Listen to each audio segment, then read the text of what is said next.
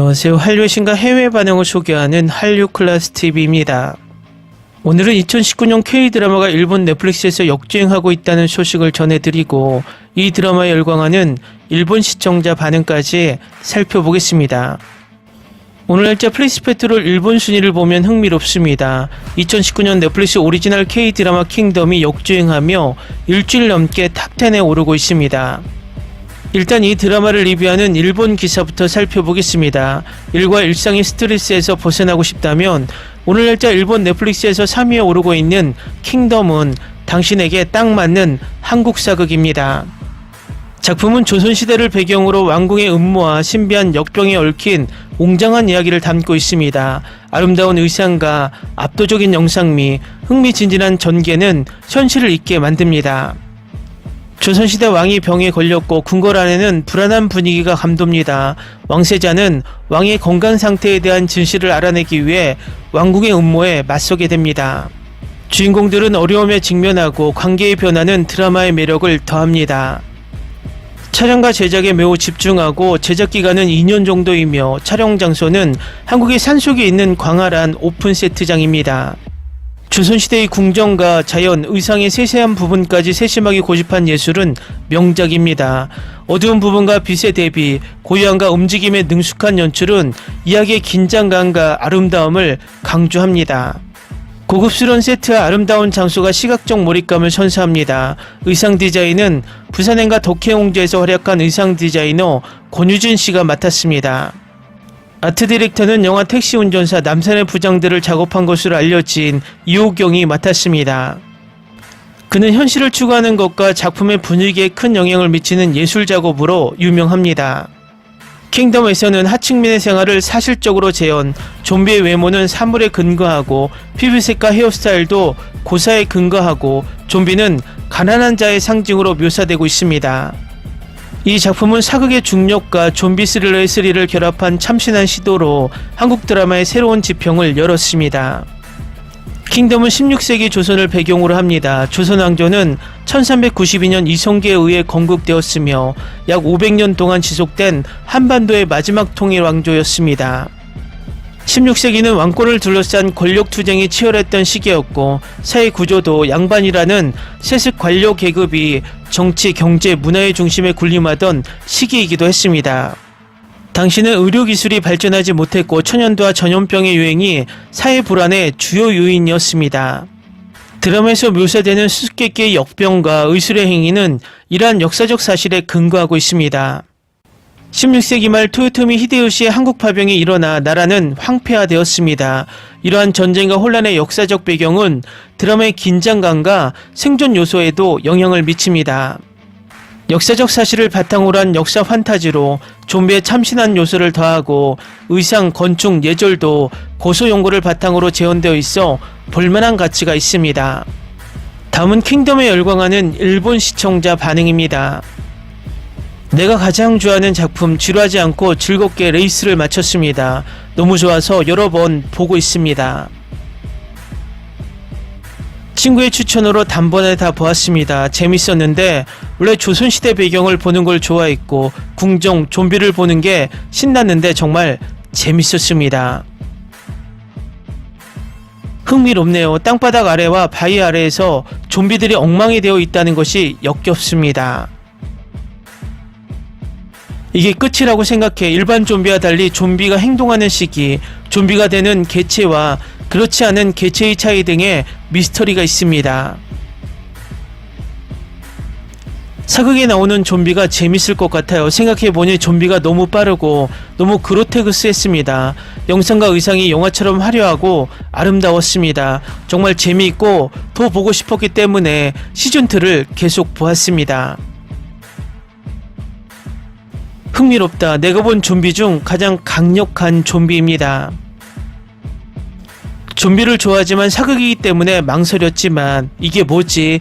엄청 재밌으니 몰아보기야. 너무 짧아서 더 길었으면 좋겠어요. 혼돈 재미있습니다. 한국 좀비는 너무 빠릅니다. 오프닝을 보면 줄거리를 알 수 있습니다. 영상이 엄청나게 아름답고 한국 사극은 재밌는 개연성이 있어요. 6화였기 때문에 바로 봤습니다. 보았습니다. 여러가지 좀비 드라마를 보았습니다만 이렇게 빠르고 강한 좀비는 처음 봤습니다. 좀비, 사극, 이것은 참을 수 없다. 정말 즐거웠습니다. 좀비 사극은 신선했습니다. 좀비는 빠르다. 좀비는 빨리 좀비가 된다. 좀비 해석도 빠르다. 빠르고 보기 쉽고 좀비는 여전히 재밌습니다. 작품 자체는 전혀 몰랐지만 보고 있을 때 발견하고 일본의 킹덤과는 확실히 다르다고 생각했지만 무엇이 다른지 아무렇지도 않게 보면서 재밌어서 시즌2와 아신전 이야기를 거의 단번에 보았습니다. 좀비는 한국 드라마에서 드물지만 별로 좋아하지 않아서 지훈을 보고 싶어서 조금 보기 시작했는데 꽤 재밌어서 시즌1의 모든 에피소드를 끝냈습니다. 시즌2도 계속 볼 것입니다. 시즌1은 속편을 봐야 할 것 같을 때 끝납니다. 시대적 배경상 전례 없는 좀비 물건이었고 보는 재미도 있고 연기도 좋았기 때문에 단번에 보았습니다. 좀비는 빠르고 필사적입니다. 물린 것부터 좀비가 되는 것까지 빠르고 절망적입니다. 해가 뜨면 태양이 비치지 않는 곳으로 달려가는 것도 불편했습니다. 검이나 화승총으로 좀비와 싸우는 액션은 좀처럼 볼 수 없기 때문에 멋지다. 한복은 움직이기가 조금 어려울 것 같다. 주준 왕세자는 정의감이 강하고 백성들에게 친절하지만 전투에 관해서는 조금 믿을 수 없다. 좋아요. 흥미로웠습니다. 당신을 긴장하게 만드는 남자. 한국 좀비는 왜 이렇게 빨리 움직이나요? 손에 땀을 흘리면서 보았습니다. 한국 사극의 왕자 쟁탈전에서는 좀비 요소가 있는데 여기서 어떤 일이 벌어질지 기대됩니다. 이 좀비는 활동 조건이 있지만 전력을 다해 달리고 긴장감에 빠지는 것이 굉장했습니다. 좀비가 너무 빠르고 절망감이 굉장합니다. 유승용은 좋은 아빠의 이미지가 강하지만 악당에도 어울려서 더 마음에 들었습니다. 한국 드라마의 가장 큰 장점은 현대 드라마가 아니지만 좀비 탄생의 흐름이 스토리 속에서 승화되고 있다는 점입니다. 좀비 시대극이라고 생각해서 나중으로 미루고 있었는데 굉장히 재미있고 허준호라서 기쁘다. 저는 사극을 잘 못 보지만 제가 좋아하는 좀비에 지지훈과 허준호가 출연해서 시청합니다. 한국 좀비는 너무 빠릅니다. 도중에 눈을 뗄 수 없어서 단번에 보았습니다. 즐겁습니다. 역사 작품에서 좀비의 조합은 드물다고 생각합니다. 흥미로웠습니다. 아직 시즌2는 안 봤습니다. 역사 작품과 좀비에 지금까지 없는 조합이 매료되었지만 누가 누구인지 몰랐고 달리는 좀비에 절망감이 컸습니다. 킹덤 1과 2를 가져가서 킹덤의 스핀오프인 아신전 이야기를 보려고 생각하고 시청했습니다. 글쎄요, 좀비를 포함하여 모두가 달립니다. 절망적인 좀비가 많아 짜릿했습니다. 역사 좀비의 조합에 별로 매력이 없어 여러 번 시도했지만 좌절했습니다. 중증외상센터의 주주인이 너무 좋았기 때문에 진지하게 봤어요. 결과적으로 엄청나게 흥미로웠습니다. 긴장감 넘치는 좀비, 신선한 이야기. 제가 가장 좋아하는 주주인이 주연을 맡았기 때문에 보기 시작했는데 평판처럼 재밌었고 순식간에 6부작이 되었습니다. 일반적인 좀비 타입의 모습도 즐겼지만 인간과의 관계도 좋았습니다.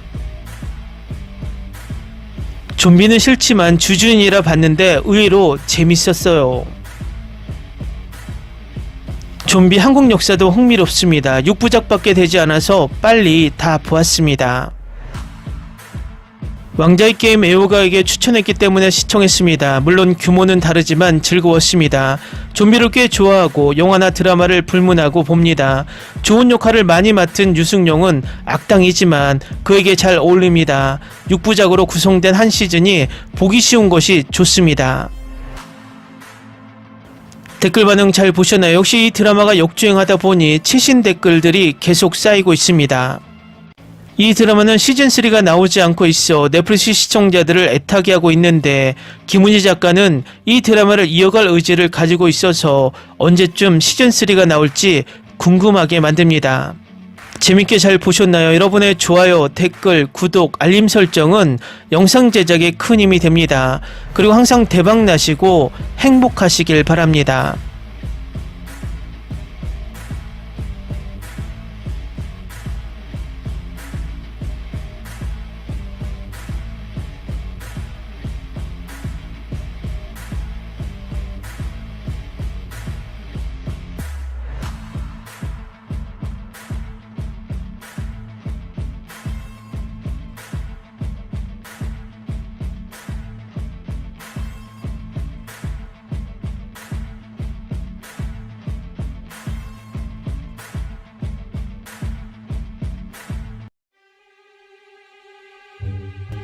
Ni se te ocurra. Olvida el ganso y los tomates. No hables de las ballenas. No es un acuario. No actúes como tonta. Sé que eras una genio. ¿Sí? No vayas a presumir, a la gente no le gusta eso. Y no digas cosas sin sentido. Y bueno, ¿terminamos? Hasta pronto. Abogada, tengo mucha curiosidad por conocerla.